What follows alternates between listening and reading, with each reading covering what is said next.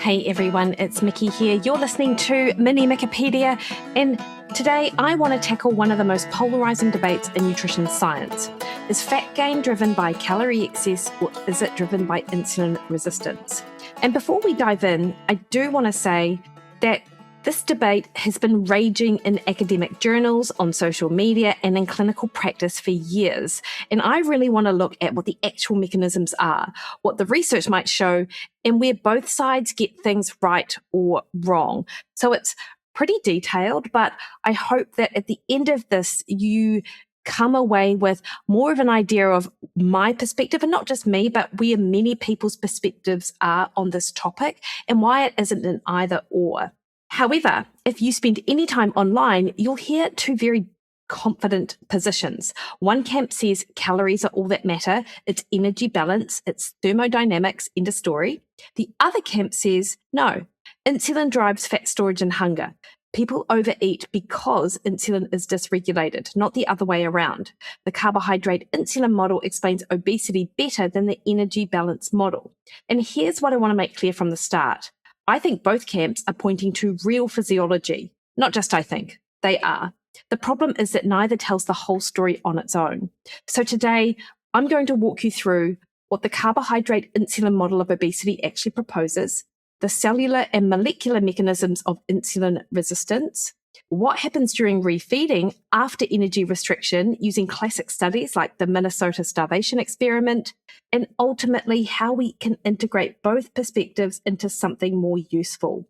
Before I kick on into the carbohydrate insulin model of obesity, just to be clear, and I'm sure you know, is that the energy balance equation of weight loss is that if you burn more calories than you consume, you will lose weight. End of story. Calories at the end of the day are king. So the carbohydrate insulin model, however, is a framework that challenges this conventional thinking about obesity. The carbohydrate insulin model, or CIM, was most comprehensively articulated in a paper 2021 in the American Journal of Clinical Nutrition by David Ludwig, Gary Taubes and colleagues from Harvard, Duke, and other institutes. The CIM proposes a reversal of causal direction from what we typically think. The traditional energy balance model says people who eat too much and move too little create a positive energy balance, which results in fat gain. The CIM flips this around and says hormonal responses to high glycemic load carbohydrates drive fat deposition in adipose tissue, and this drives positive energy balance through increased hunger and decreased energy expenditure. In other words, overeating becomes a consequence of fat accumulation, not the primary cause. So here's the proposed sequence of events. When we consume rapidly digestible, high glycemic load carbohydrates like refined starches, added sugars, refined processed carbohydrate foods, several things happen. First, we get a rapid spike in blood glucose. This triggers a substantial insulin response from the pancreas. Elevated insulin does several things simultaneously. It promotes glucose uptake into muscle and liver for glycogen storage.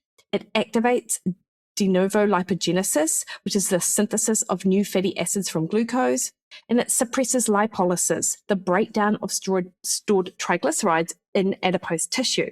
Now, here's the critical part according to the CIM. When insulin is chronically elevated, especially in the context of insulin resistance, which we'll get to in a minute, fat becomes trapped in adipose tissue. Lipolysis is suppressed, meaning stored energy can't be easily accessed. This creates what Ludwig and colleagues call a pull on circulating nutrients into fat cells. Energy that could be used by lean tissues like muscle gets preferentially partitioned into that adipose tissue storage, i.e. you store fat. There are two things that happen as a consequence. First, circulating fuel availability drops. Even though you have plenty of stored energy in your fat tissue, your muscle and other tissues can't access it efficiently. This creates a metabolic signal of energy deficiency. Second, this energy deficiency drives compensatory responses, increased hunger through effects on hypothalamic circuits, and reduced energy expenditure through metabolic adaptation. Even though you've got all the stored energy, your body can't access it. So it thinks it's in an energy deficit, and it's going to do things to seek out more calories and conserve more energy. So according to the CIM, you're not getting fat because you're eating too much. You're eating too much because the hormonal environment is driving fat storage and creating a state of relative energy deprivation in your lean tissues. So how is this distinct from the energy balance model? What is important to note is, and Ludwig and colleagues are very clear about this, the CIM doesn't violate thermodynamics. Energy balance still must be positive for fat gain to occur. The difference is the direction of causation. The CIM says the hormonal changes come first, driving the energy imbalance, rather than energy imbalance being the primary driver. So there is solid mechanistic support for several components of the CIM. Animal studies clearly show that diet composition affects body composition independent of calories. You can feed animals isocaloric diets with different macronutrient compositions and see different fat accumulation. Insulin does suppress lipolysis. This is not controversial. When insulin is elevated, hormone-sensitive lipase and adipose triglyceride lipase activity decreases, and this reduces fat mobilization and the breakdown and use of fat as a fuel. In insulin-resistant states where with chronic hyperinsulinemia or high insulin, there is impaired access to stored fat. We see this clinically. And there's evidence that low glycemic load diets and low carbohydrate diets can produce greater weight loss than low fat diets in some studies. And typically what you see, and there was a trial, I cannot recall the author, but it was the A to Z trial of diets, and it found that those who were insulin resistant fared better on a low carbohydrate diet for fat loss, whereas people who were insulin sensitive could choose to lose weight on either a high carb or a low carb diet. It didn't make a difference for them. However, and this is important, several predictions of the strong version of the CIM don't hold up well. If insulin alone drove fat gain regardless of energy balance, we should see fat gain at calorie maintenance when insulin is high. We don't see this consistently in controlled studies. High carbohydrate populations like traditional Asian cultures consuming white rice should show higher obesity rates according to the model. They don't. Note, I'm talking about people who are eating traditional diets, not those who've been westernized. Overfeeding studies comparing high fat versus high carbohydrate diets show that fat overfeeding actually produces similar or greater fat gain than carbohydrate overfeeding, despite lower insulin secretion. And I know people who have gotten fat on a keto diet, actually. We will see when we're talking about the refeeding studies, the pattern of weight regain after dieting doesn't match what you'd predict if insulin were driving everything. So the CIM points to real mechanisms that matter, but it doesn't appear to be the complete explanation for obesity. So now let's talk about insulin resistance itself, because this is central to understanding how insulin dysfunction contributes to weight problems. At a clinical level, insulin resistance means you need higher than normal insulin concentrations to maintain normal blood glucose levels. At a cellular level, it's defined as insufficient strength of insulin signaling from the insulin receptor through to the final substrates of insulin action in target tissues, primarily skeletal muscle, liver, and adipose tissue. So let me walk you through normal insulin signaling first so you understand where things go wrong. When insulin binds to the insulin receptor on a cell surface, the receptor undergoes autophosphorylation. It phosphorylates itself on tyrosine residuals. This activated receptor then phosphorylates insulin receptor substrate proteins, particularly IRS1 and IRS2. Stay with me. These IRS proteins activate phosphatidyl inositol 3 kinase, or PI3K. PI3K activates AKT, also called protein kinase B, and this is really the master regulator here. In muscle cells, AKT promotes translocation of GLUT4 transporters to the cell membrane, allowing glucose uptake. It also activates glycogen synthase, promoting glycogen storage. In the liver, AKT suppresses gluconeogenesis by phosphorylating and inactivating FOXO1, which is a transcription factor that drives production of gluconeogenic enzymes. And AKT also activates lipogenesis through a couple of different proteins. In adipose tissue, AKT promotes glucose uptake, lipogenesis, and, crucially, suppresses lipolysis by inhibiting hormone-sensitive lipase. So that's the normal pathway. insulin does a number of things. So you can see why dysregulated insulin can have such consequences. The most well-supported mechanism for insulin resistance involves accumulation of lipid metabolites in muscle and liver. When you have chronic positive energy balance, i.e. eat too many calories, particularly with a high fat intake, or when adipose tissue becomes dysfunctional and releases excess fatty acids, these fatty acids enter muscle and liver cells. Inside cells, these fatty acids are converted into bioactive lipid metabolites. So these metabolites, the diacylglycerols, DAGs, activate novel protein kinase C isoforms. And there are two different types, theta and epsilon, in the muscle and the liver. These activated PKCs phosphorylate the insulin receptor and IRS proteins, which I mentioned earlier, on serine and threonine residues rather than tyrosine. So this action blocks insulin signaling. So it's like putting this molecular brake on the pathway. So when the IRS1 is serine phosphorylated, it can't be properly activated by the insulin receptor, so downstream signaling is impaired. This also happens through a couple of other different mechanisms with a couple of other different proteins. The end result, though, in muscle, impaired GLUT4 translocation, reduced glucose uptake, and reduced glycogen synthesis. In the liver, impaired suppression of gluconeogenesis, so you get excess hepatic or liver glucose production, even when insulin is elevated. And paradoxically, because some of these pathways remain active, you can get continued fat synthesis or the creation of fatty acids. There are actually other factors which contribute. There's mitochondrial dysfunction, which can lead to incomplete fatty acid oxidation, creating more lipid intermediates that interfere with the signaling.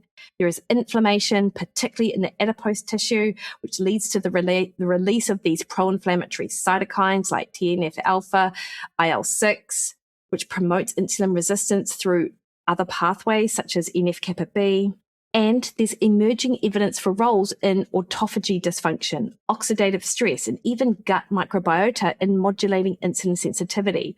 There's a lot going on, guys. And what you end up with is a vicious cycle. Insulin resistance leads to compensatory hyperinsulinemia as the pancreas tries to overcome the resistance. So that means that you get even more insulin in your system. This promotes further fat storage, particularly in the ectopic depots like the liver and the muscle, and this will worsen insulin resistance. Insulin resistance impairs adipose tissue function, leading to more fatty acid release. And these fatty acids worsen insulin resistance in muscle and liver, and round it goes. So what's the connection between appetite and energy regulation then? The CIM proposes that chronic hyperinsulinemia and insulin resistance don't just affect glucose metabolism, they affect appetite regulation. Insulin normally acts on the hypothalamus to suppress appetite, but in insulin-resistant states, you can develop central insulin resistance, so that insulin signaling in the brain becomes impaired. At the same time, there's impaired leptin signaling, which often occurs alongside this insulin resistance. Leptin is produced by our fat cells, and it normally signals satiety. But leptin resistance means the brain doesn't see the body's fat stores properly. You do also see alterations in ghrelin, our hunger hormone, with some evidence that ghrelin levels are dysregulated in insulin-resistant states. The overall effect is disrupted appetite control, increased hunger despite adequate or excess energy stores, reduced satiety signaling, and altered food reward processing. So the likes of Ben Bickman, who I love, by the way, and others such as David Ludwig are absolutely right that insulin resistance creates this metabolic environment that promotes overeating. That mechanism is real. But how much does this mechanism contribute to obesity at a population level compared to other factors? And can we intervene on it effectively? So the Minnesota Starvation Experiment is one that people often refer to when they're looking at testing whether insulin alone drives fat regain or whether energy balance matters more. So this is a study conducted by Ancel Keys. Yes, he is the same Ancel Keys that proposes saturated fat causes heart disease. But this was done in 1944 and 1945 during World War II. So Keyes recruited 36 conscientious objectors, healthy young men, for a grueling year-long experiment. The goal was to understand the physiology of starvation and the best methods for refeeding, which would be needed for millions of starving civilians in war-torn Europe. The experiment had 3 phases. They had 12 weeks of normal eating at about 3,200 calories per day to establish baseline. They had 24 weeks of semi-starvation at about 1,800 calories per day, with a diet mimicking what was available in Europe: potatoes, swede or rutabagas, turnips, bread, macaroni. And they had 12 weeks of controlled refeeding, with some men continuing for an additional 8 weeks of unrestricted eating. So during that 24-week starvation phase, the men lost an average of 25% of their body weight. But the changes went far beyond just weight loss. Basal metabolic rate dropped by about 40%. Heart rate fell from 55 beats per minute to around 35. Body temperature decreased. They became extremely cold intolerant. Psychologically, the effects were dramatic.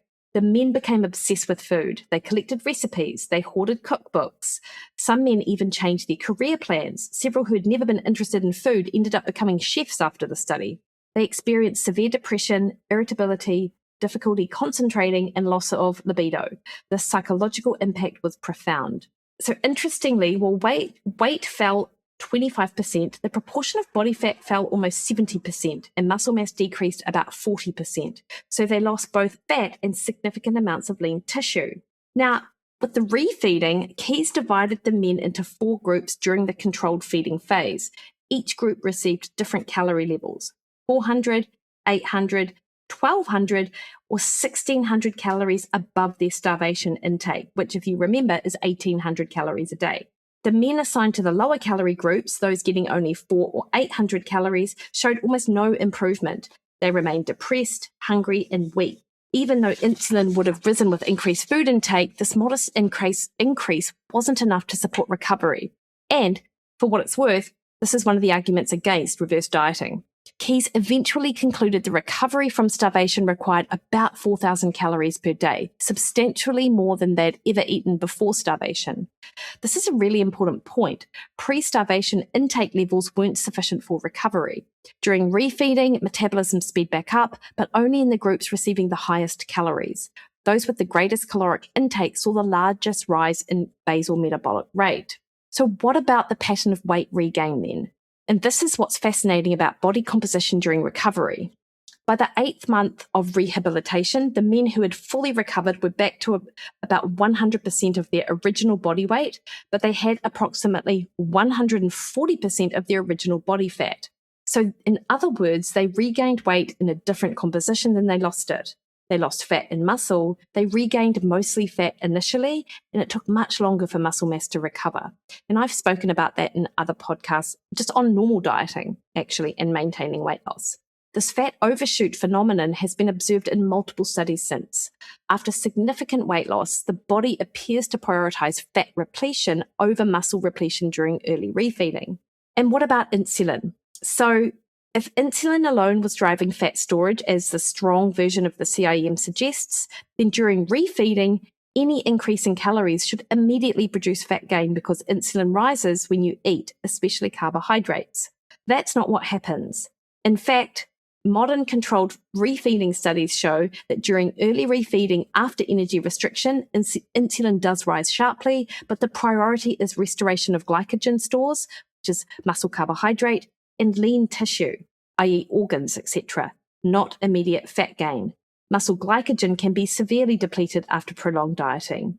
And studies using muscle biopsies show that glycogen-depleted muscles have dramatically enhanced insulin sensitivity. When you refeed, glucose is preferentially taken up by muscle for glycogen repletion, which makes perfect sense evolutionarily. Glycogen is immediately usable energy. You need it for survival, for hunting, for escaping predators, for basic function. Fat storage can wait.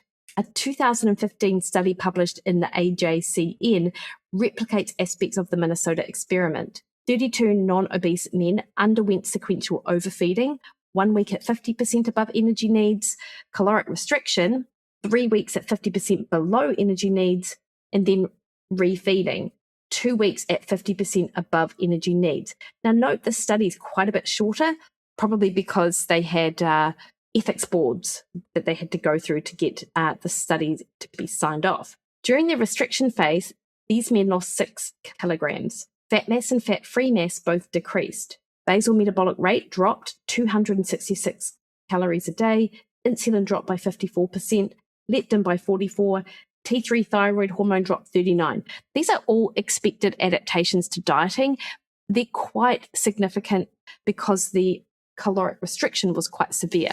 During refeeding, they regained 3.5 kilograms over 2 weeks. Now, if insulin were the primary driver, we'd expect fat to be regained immediately and preferentially because insulin rises with refeeding. But here's what the researchers found using detailed body composition analysis.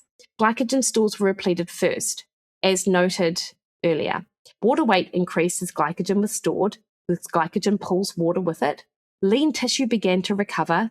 Fat mass did increase, but only when energy intake exceeded what was needed for glycogen repletion and lean tissue restoration. Critically, insulin sensitivity improved during refeeding, even though insulin levels rose. This was the opposite of what you'd predict if high insulin inherently caused insulin resistance and fat gain. Look, multiple studies have shown weight loss via caloric restriction improves insulin sensitivity. The Journal of Clinical Endocrinology and Metabolism found that just 7 days of caloric restriction produced substantial improvements in insulin sensitivity, even before significant weight loss occurred. Research in women who successfully maintained weight loss for extended periods showed they had better insulin sensitivity than BMI-matched controls who had never lost weight, independent of diet composition and physical activity levels. And the mechanism appears to be the reduction in ectopic fat in liver and muscle, so fat in the liver and muscle. When you lose fat from these tissues, lipid metabolites like diacylglycerols, which I mentioned earlier, decrease. Insulin signaling improves and sensitivity is restored. However, insulin sensitivity does worsen again if weight is regained rapidly or if it's accompanied with loss of lean muscle tissue that wasn't recovered, continued high stress and poor sleep, sedentary behavior, or a return to highly processed, high glycemic load diets. In this context, you can re-enter this vicious cycle of insulin resistance, hyperinsulinemia, and impaired fat mobilization. But the key point is this. The initial response to refeeding after restriction is improved insulin sensitivity and preferential restoration of glycogen in lean tissue, not immediate fat gain driven by insulin. This pattern suggests that while insulin is important for nutrient partitioning, energy balance is still the primary determinant of whether net fat gain occurs. So where does this leave us? How do we make sense of all of this? I think the most physiologically accurate way to frame it is that calories set the boundary conditions. They determine the direction. You cannot gain fat without an energy surplus. You cannot lose fat without an energy deficit. That I do feel is non-negotiable. And not just I feel, the studies show it's non-negotiable. The Minnesota study makes this crystal clear. Even with high insulin from refeeding, men in the lower calorie groups didn't recover.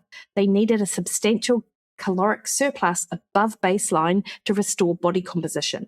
The refeeding studies show that insulin rising during refeeding doesn't cause immediate fat gain.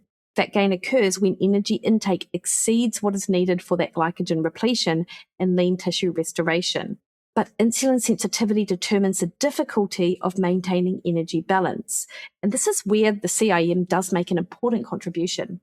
Insulin resistance, especially with chronic hyperinsulinemia, makes it much harder to maintain energy balance because it increases hunger through the impaired hypothalamic insulin and leptin signaling. You feel hungry even when you have adequate stored energy. It reduces satiety signaling. You don't feel satisfied after eating. Meals don't suppress appetite as effectively as they should. It impairs access to stored fat. Even in a calorie deficit, if lipolysis is suppressed by chronically high insulin levels, your body struggles to mobilize fat for fuel. This makes a deficit feel more extreme because you don't have that stored fuel to tap into for energy. It can reduce energy expenditure through metabolic adaptation, and it affects food reward processing in the brain, potentially increasing preference for high-calorie, high-carbohydrate foods. So insulin resistance doesn't cause fat gain independent of calories, but it shapes the physiological and psychological context in which eating behavior occurs. So it narrows your margin for error. When you improve insulin sensitivity through weight loss, through exercise, through dietary changes, through reducing ectopic fat, several things happen. Appetite becomes better calibrated, hunger and satiety signals work more effectively. You can access stored fat more efficiently. The same calorie deficit feels less harsh because your body can tap into fat stores. Nutrient partitioning improves. More of what you eat goes to muscle glycogen and protein synthesis rather than fat storage. Metabolic flexibility increases. You can switch between fuel sources of fat and carbohydrate more easily. And all of this makes maintaining a calorie deficit more sustainable or maintaining weight loss more achievable. And the integrated model, looking at CIM and energy balance, helps explain why different dietary interventions work for different people. As I said, low-carb diets can be very effective for people with severe insulin resistance and hyperinsulinemia or higher, chronically high insulin levels. By reducing insulin secretion and improving insulin sensitivity, these diets make it easier to maintain a deficit and access fat stores. But for someone with good insulin sensitivity, a low-carb diet offers no metabolic advantage for fat loss at the same calorie intake. Low glycemic load diets may be helpful by reducing that postprandial or post-meal insulin spike and improving satiety, making calorie control easier. And you know how I feel about protein. High-protein diets work partly by increasing satiety and partly by preserving lean mass, both of which make energy balance easier to maintain. In exercise, what a panacea, this improves insulin sensitivity directly by increasing muscle glucose uptake, reducing that intramuscular lipid in a non-athlete individual, and improves mitochondrial function. It also preserves or builds muscle mass, which is critical for long-term metabolic health. So the practical takeaway then, for someone struggling with weight, the question isn't, should I focus on calories or should I focus on insulin? The question is, what's my current metabolic state and what strategy will best address it? If you have signs of insulin resistance, elevated fasting insulin, high triglycerides, low HDL, fatty liver, PCOS, difficulty losing weight despite reasonable calorie deficits, then addressing insulin resistance could be part of the strategy. That might mean a lower carb diet, focusing predominantly on vegetables with a little bit, maybe, of fruit and starch. Definitely more protein, resistance training to build muscle, strategies to reduce liver fat, adequate sleep, and stress management. But those strategies still need to create an energy deficit for fat loss to occur. They just make that deficit more sustainable and more effective. And then if you have good insulin sensitivity, to be fair, most of the strategies I mentioned are strategies for you as well. But the focus can be more on overall energy balance, satiety, and behavioral strategies. So here's where we land. The debate between calories versus insulin, I do think, is a false dichotomy. It's not an either or proposition. Energy balance is the ultimate constraint. Just cannot violate thermodynamics. But insulin resistance is a real biological force that shapes hunger, energy expenditure, nutrient partitioning, and the subjective experience of maintaining energy balance. The refeeding studies show us that even with rising insulin, the body will prioritize restoration of glycogen and lean tissue before fat storage. They show us that insulin sensitivity often improves after weight loss. They show us that insulin is more complex than just insulin. They show us that the story is more complex than insulin makes you fat. But they also show us that after starvation or severe restriction, recovering metabolic health requires substantial energy intake, often more than before restriction. And they show us that the body defends against energy deficits through powerful compensatory mechanisms.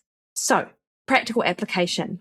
If you want to lose fat, you need a calorie deficit, but you want to create that deficit in a way that preserves your insulin sensitivity, maintains muscle mass, and keeps hunger manageable.